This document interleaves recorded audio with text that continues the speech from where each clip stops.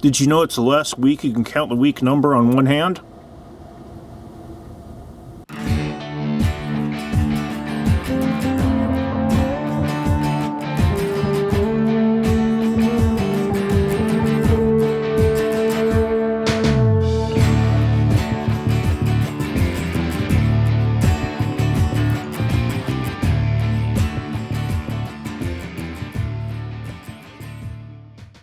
Hey everybody, welcome to week 5. A few announcements first and foremost. I put a few links up that I think I've let you know about already. There's the how-to guides, there's all the COVID-related mental health links, and so check out links for all of those. I've sent out announcements about them earlier. I'm going to keep sending out announcements about stuff, but I want to mention it here. There are plenty of resources at the university to help you. I mean, and you're paying for the suckers anyway, so you might as well use them. It's a good time to remind you to make sure you're taking care of yourself, particularly up in the noggin. I know, as somebody who suffers from depression myself, that being isolated can be really dangerous for you. It is certainly for me. And you've really got to take care of yourself, particularly when you're in a stressful situation like, well, look around the world. Don't forget, we've got a lot of resources on campus. There's a counseling center. There are people who are available to help you. Feel free to take advantage of them because, as I said, you're paying for them anyway, and your health, your mental health, is more important than anything else. Anyway, let's talk about last week's homework. We had 2 assignments, but we're going to focus today on Chapter 4, Exercise 2, because it's the one that has the least variability. If we went for 4-4, for instance, every group probably did something different, so let's look at something we all had to worry about. The main thing with this assignment is that we were looking for ways to make sure your writing has clarity to it. This is particularly important when you're dealing with an international audience because not only will people not have the same first language as you, they also won't have a lot of the cultural references you have.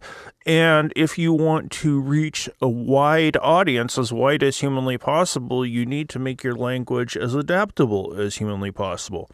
This involves a few things. First is getting rid of cliches and idioms. Idiom is something that is culturally specific. If you say that something is a Hail Mary, well, that really only makes sense if you know American football. Because Hail Mary is just a Catholic prayer in other places, and many places they have no clue as to what you're talking about. If you know football, you know it's a last-minute pass deep down the field, hopefully into the end zone, where you're basically praying that someone will catch it. It makes sense in those terms, but if you write like that, using those kind of phrases, you're only going to have as your potential audience people who have the exact same experiences as you.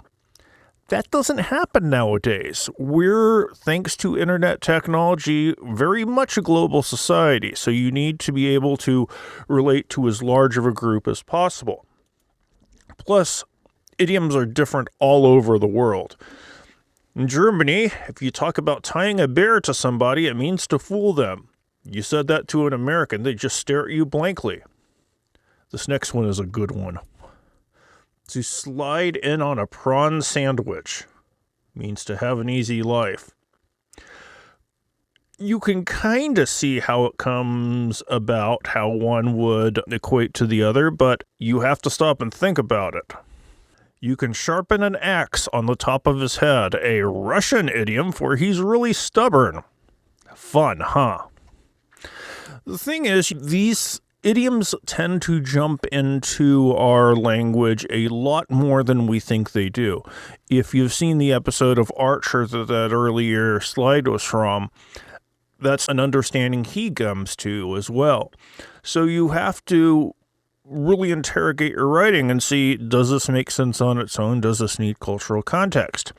Another thing that might need cultural context is the use of jargon. And when people think about jargon, they tend to think about big words that make people seem like they're showing off. This is example number 1. I'm afraid you haven't delivered against your key deliverables this year. What was it about leveraging your synergies that you didn't understand?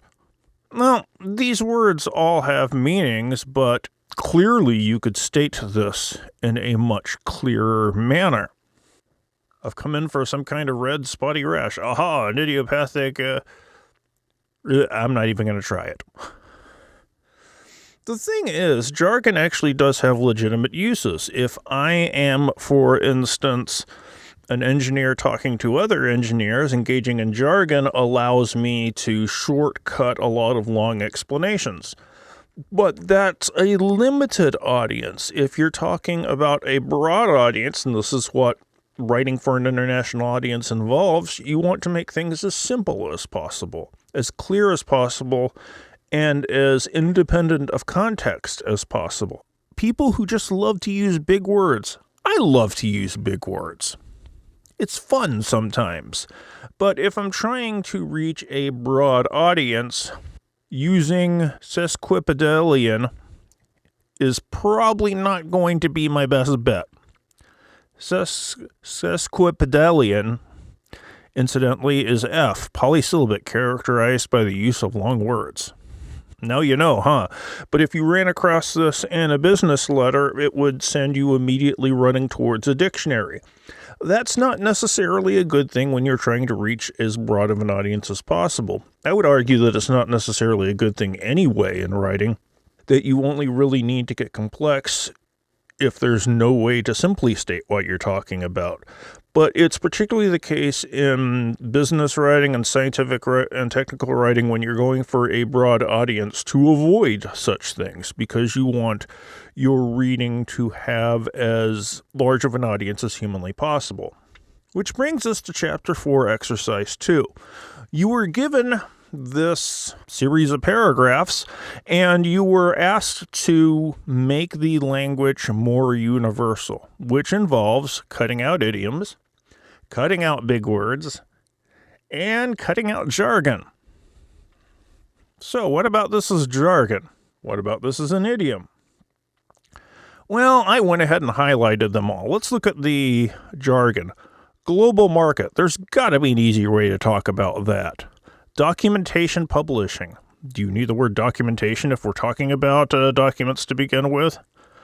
Calling someone a linguist. Well, I really doubt this Translations Inc. is the name of the company, hires PhDs to do their stuff. They're not linguists. They're workers. Yeah, they're people who study languages, but the word linguist tends to have a broader understanding than that. Idioms. You find that most translation houses are swamped by the huge volume. Well, swamped is an idiom. If you're talking to someone from Saharan Africa, I don't know if swamped is going to immediately ring a bell with them. Where do you turn? If you're talking to people who never drive. And then there's some more obvious ones later on. In a blink of an eye. This seems like it would be something that's universal, but it's still dependent on a cultural context, and there are simpler ways to put it. You're crack linguists? What does a crack linguist mean? One could say it has something to do with an 80s form of cocaine. No, that's not what we mean here, but we're dependent on people knowing what we mean. They comb each document. Well, they don't literally bring a comb, so we know we're dealing with figurative language at some point, but figurative language is something that's usually context dependent as well. No schedule too tight. Pants are too tight. Is a schedule really too tight? Again, we're dealing with figurative language here, and it's figurative language that has a specific cultural context. So, how do we fix these things? Well, I'm going to present you with my version. I'm not saying it's the right version. I just kind of blasted it out real quick, but it might give some level of insight. If your technical documents have international audiences, why would you talk about a global market? International audiences is something that can be understood by anyone. But you find most translation houses are too busy Swamped? Yeah. Cannot translate your required language or fail to meet your deadlines. Where can you go for help? While your search is over, Translations Incorporated provides full translations in addition to full-service publishing. It's really all you need. I suppose you could probably drop one of the fulls out of there. We utilize sophisticated translation programs that can translate a page quickly. Then our employees work with each document to give it that personalized touch. No job too large, no schedule too short. Give us a call today. I'm not completely thrilled about the no schedule too short, but as I said, I blasted this out fairly quickly. There's got to be a better way to talk about it than no schedule too tight. This is just what I happen to come up with. I'm looking forward to seeing what you came up with, but you see that there's an awful lot of this that got changed because there were a lot of things that were culturally dependent. When you're going for an international audience, you have to particularly pay attention to such matters because you want your work to have as broad as humanly possible appeal. So what do we got coming up for this week? We have the instructions peer review session. We're moving along on the instructions assignment. We're going to follow the same procedure we did last time. It's a good chance for you to really get good feedback, look at other people's, get good ideas, and then apply them to your own work so you can get the instructions assignment looking as good as you possibly can before you turn it in next week. I've also put up a video that's going over the Doom group instruction battle submissions, and that's an important one to look at too because it's going to give you a few more hints on the kind of things that people do wrong that you might want to really make sure you get right on your own instructions. We have got Chapter 6, Exercise 4 as normal homework. We have Document Design 2. There's 2 videos on it, one of them from me, one of them from, I don't know who, but it's the one I found online that's really good called 11 Visual Hierarchy Design Principles, how to improve and create beautiful graphic designs. How stuff looks is important. Good looking stuff is usable looking stuff. So pay some good attention to that. And it builds on the kind of things that we talked about in the first Document Design Day. You've got 2 group things. I want you, after looking at the Document Design 2 videos, to go back to your Doom instructions and redesign them. Make them look better. Make them look improved as a group. Turn it in as a group. Turn it in one for each person who participated in that.